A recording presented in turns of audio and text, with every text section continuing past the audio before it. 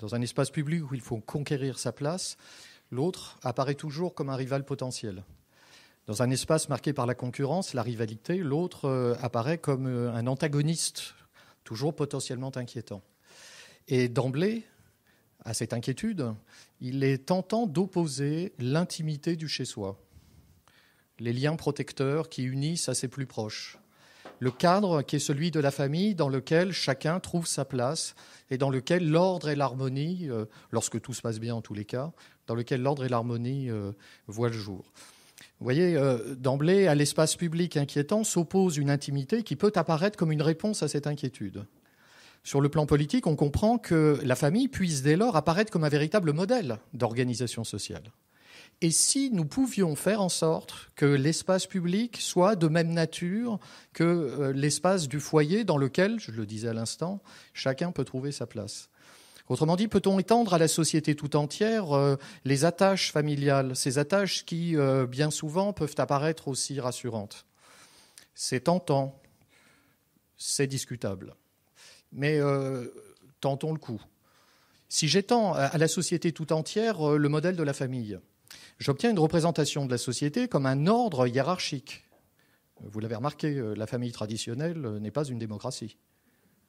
On n'élit pas son père, on ne choisit pas sa mère. L'ordre familial est un ordre qui s'impose à l'individu indépendamment de sa volonté. Du coup, si j'étends à la société tout entière le modèle de la famille, j'obtiens une représentation de la société politique comme une société très profondément hiérarchisée, une société dans laquelle chacun occuperait une place en vertu de la place qui lui revient, peut-être en vertu de sa nature. La plus ancienne de toutes les sociétés est la seule naturelle, dit Rousseau, et celle de la famille. Vous voyez, quand on considère la famille comme un modèle politique, c'est la nature qui apparaît comme une norme. En fait, quand on parle de la famille, on parle d'autre chose. C'est souvent comme ça, d'ailleurs, en politique. On parle de quelque chose, mais en réalité, on parle d'autre chose. Quand on ne règle pas des comptes, on investit une idée pour affirmer une thèse, parfois sans la dire explicitement. Là, en l'occurrence, parler de la famille, c'est parler d'autre chose. C'est parler de la nature. Mais plus précisément, ça n'est pas parler de la nature comme un ensemble de rapports de force dans lequel les individus s'entrechoquent, dans lequel les individus sont concurrents, ce qui engendre ce tohu-bohu dont nous souffrons lorsque nous vivons dans des sociétés marquées par la concurrence, la rivalité, etc. Non, lorsque nous parlons de la nature en parlant de la famille, nous parlons d'une autre nature, d'une nature entendue comme un ordre, et plus précisément comme un ordre hiérarchique, à l'intérieur duquel chacun trouve une place assurée. Vous voyez, la nature ainsi entendue, c'est l'antithèse de la concurrence, c'est l'antithèse de la rivalité, c'est l'antithèse de la compétition. C'est ce qui s'oppose très précisément à ceux qui inquiètent les individus, développant leur existence, déployant leur être dans une société qualifiée de libérale, pour dire les choses simplement. Par parenthèse, vous remarquez que là, je propose un modèle politique très profondément antilibéral, c'est-à-dire un modèle politique hiérarchique, dans lequel chacun trouve sa place en vertu de sa nature. Modèle politique qui peut apparaître rassurant précisément parce qu'il permet à chacun d'échapper à la concurrence.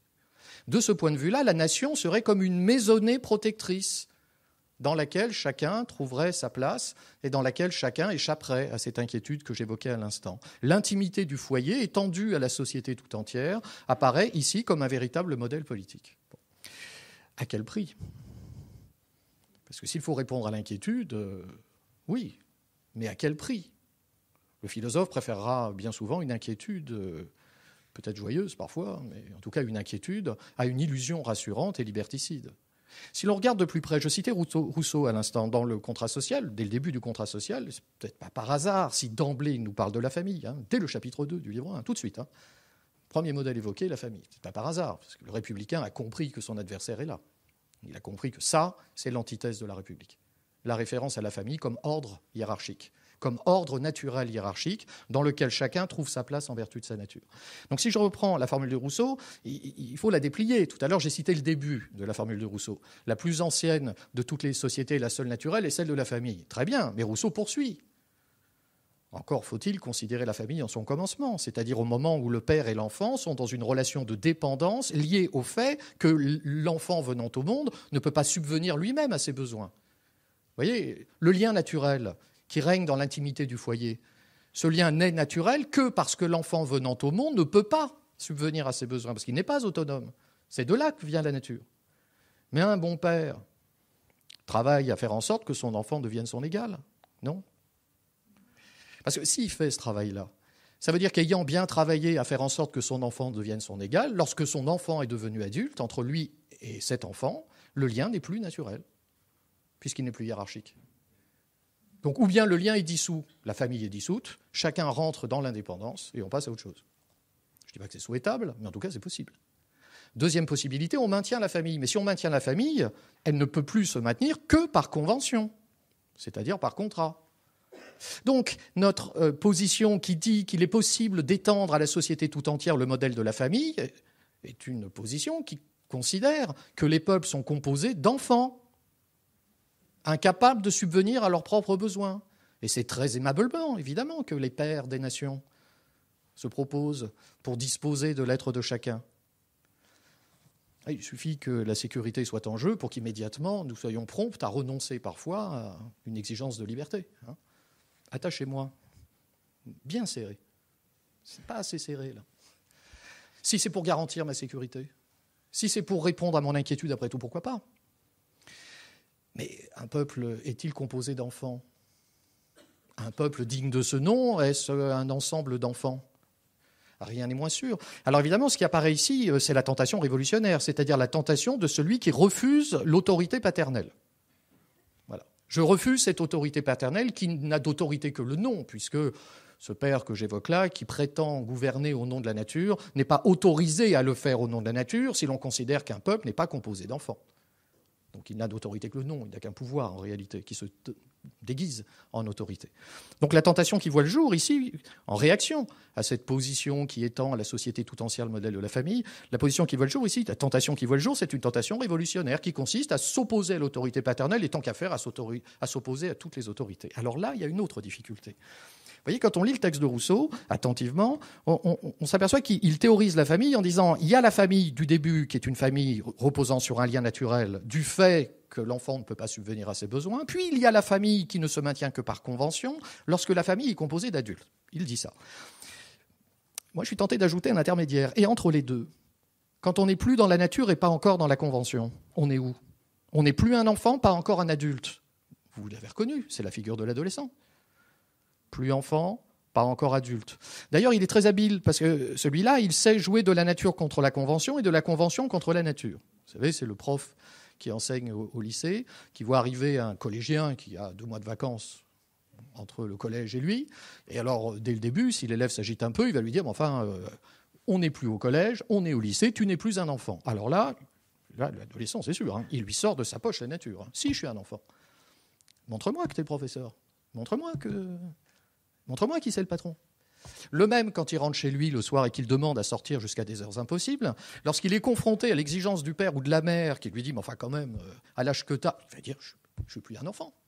Autrement dit, quand on lui parle de la convention, il sort de sa poche la nature, et quand on lui parle de la nature, il sort de sa poche la convention. Il est très profondément inquiétant. Au passage d'ailleurs, il nous révèle une vérité concernant notre nature. C'est peut-être précisément que nous n'avons pas de nature. Voilà, l'adolescent, il nous révèle ça. On n'est plus là, pas encore ailleurs. Vous voyez ? Pas là, pas encore ailleurs. Alors on l'oublie. Le temps passe, on l'oublie. On finit par croire qu'on est ce que l'on est. Voilà. C'est pour ça qu'il nous inquiète, parce qu'il nous renvoie à la figure, peut-être, ce passage, ce mouvement qui va de la nature à la convention. Si on étend à la société tout entière, maintenant, le cadre familial, et qu'on considère le peuple non pas comme un ensemble d'enfants, mais comme un ensemble d'adolescents, on obtient une société animée par des individus toujours mus par des pulsions révolutionnaires, à tout propos. Ils ne sont jamais d'accord. Jamais. Mais comme les adolescents, ils ne sont jamais d'accord, mais quand on leur parle de la nature, ils parlent de la convention. Et quand on leur parle de la convention, ils parlent de la nature. Vous voyez, c'est toujours. Donc ça donne une société à la fois aspirant à une liberté absolue, mais alors tentée par un communautarisme radical. Et on trouve exactement, comme dans la figure de l'adolescent, la tension entre 2 attitudes totalement opposées, totalement incompatibles. Les individus animés par les passions révolutionnaires, ils oscillent toujours entre les deux. La liberté la plus totale, l'ordre le plus absolu. La reconnaissance de l'égalité, mais la communauté la plus fermée. Ça signifie que la constitution d'une république, c'est la constitution d'un ordre politique qui considère les citoyens ni comme des enfants, ni comme des adolescents, mais comme des êtres majeurs, c'est-à-dire comme des êtres qui sont capables de se donner à eux-mêmes leurs propres lois. Vous voyez, la tentation, si l'on veut absolument faire de la famille le modèle des sociétés politiques, serait de se dire, oui, mais peut-être qu'alors renonçons à la famille fondée sur la nature, renonçons à la figure de l'adolescent et retenons simplement ce que Rousseau nous dit quand il nous dit que la famille se maintient par convention. Donc on aurait une nation qui serait comme une famille, mais fondée sur une convention, à la tête de laquelle on aurait une espèce de père, un père de la nation, mais fondé sur une convention. Oui, enfin c'est oublier une chose, hein. C'est que ceux qui nous gouvernent éprouvent le plaisir de gouverner. Et qu'un bon père, lui, n'est pas bon père parce qu'il éprouve le plaisir de dominer son enfant, mais parce qu'il éprouve à l'égard de sa progéniture quelque chose qui est de l'ordre d'un sentiment. Donc il y a un égarement, toujours, à considérer la famille comme un modèle politique. Si j'étends à la société politique le modèle de l'intimité familiale, je renonce en réalité à l'idée républicaine. L'idée républicaine, c'est l'idée d'un peuple composé d'individus qui ne sont ni des enfants ni des adolescents, mais des êtres majeurs, capables de s'autodéterminer, capables de se donner à eux-mêmes leurs propres lois, autrement dit, composé d'individus qui se sont élevés effectivement à l'autonomie. Je vous remercie de votre attention.